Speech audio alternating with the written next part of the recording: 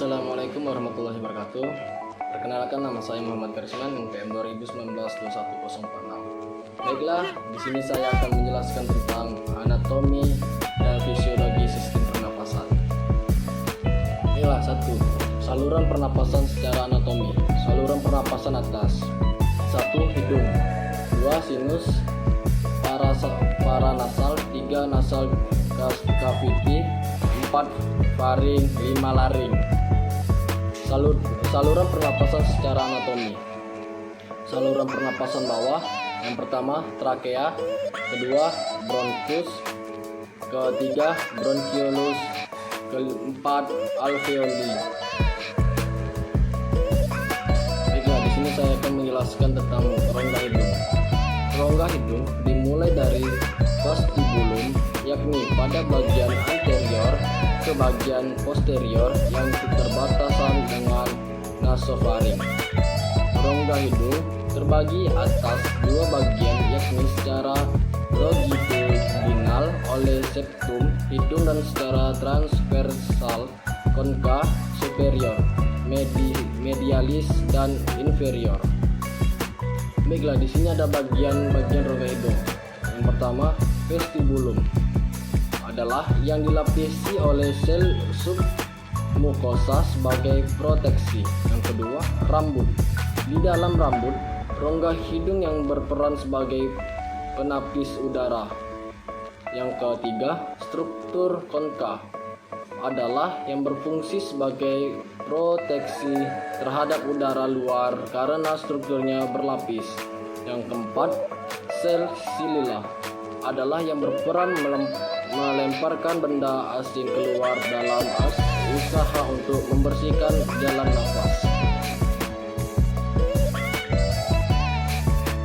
Baiklah, yang kedua, faring. Yang pertama, saya akan menjelaskan faring. Yang pertama, bagian belakang dari rongga hidung dan rongga mulut. Yang kedua, terdiri dari nasofaring atau bagian yang berbatasan dengan rongga hidung. Orofaring atau bagian yang berbatasan dengan rongga mulut, dan laringofaring atau bagian yang berbatasan dengan laring, bagian di mana pemisahan antara makanan dan udara terjadi. Baiklah, di sini saya akan menjelaskan fungsi laring. Yang pertama, lapisan mukosa bersila laring bermanfaat untuk menghilangkan partikel asing dan untuk menghangatkan dan melembabkan udara yang dihirup. Yang kedua, pada saat makan, bagian belakang lidah yang bergabung ke puncak laring mendorong ke atas, memaksa epiglotis untuk menutupi glotis, mencegah makanan atau benda asing masuk ke laring. Baiklah, di sini saya akan menjelaskan tentang trakea.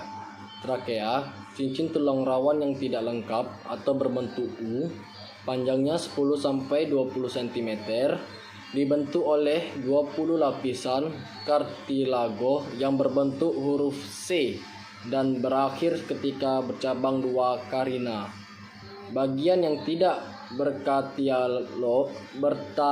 berkartilago disebut trakea membranosa, berada di posterior.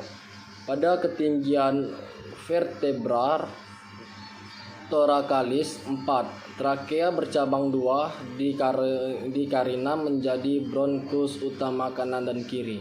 Di atas tempat masuknya bronkus utama, kedua kartilago bertemu membentuk cincin sempurna, tidak hanya C melainkan O. Baiklah, bronkus. Bronkus bercabangan dari trakea sebelum masuk ke mediastinum disebut bifurkasi, dan sudut tajam yang dibentuk oleh percabangan ini disebut karina. Karina membentuk sudut 20-30 derajat pada bronkus kiri dan 45-55 derajat pada bronkus kanan. Bronkus utama kanan mempunyai 3 percabangan, yakni superior, medialis, dan inferior. Bronkus utama kiri mempunyai 2 percabangan, yaitu bronkus lobaris superior dan inferior. Bronkus segmental merupakan percabangan dari bronkus lobaris. Selanjutnya, bronkiolus. Bronkiolus seluruh napas yang tidak berkartilago. Pada saat paru kolaps, bronkus besar masih tetap paten.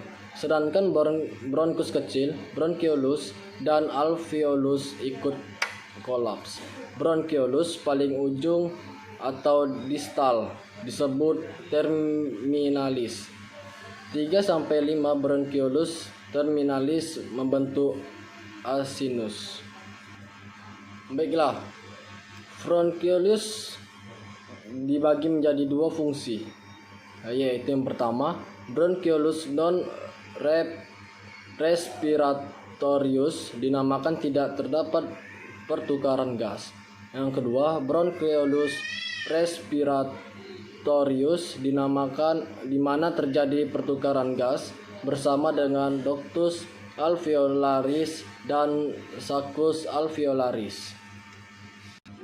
Baiklah, alveolus. Alveolus dibagi menjadi 3. Yang pertama, alveolus dibentuk dan dibatasi oleh dinding alveolus yang dibentuk oleh 2 macam sel, yaitu yang pertama, sel alveolar tipe 1 atau pneumosit tipe 1 merupakan sel pneumosit squamosa.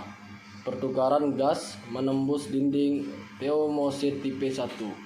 Sel alveolar tipe 2 atau pneumosit tipe 2 disebut dengan juga granular pneumocyte.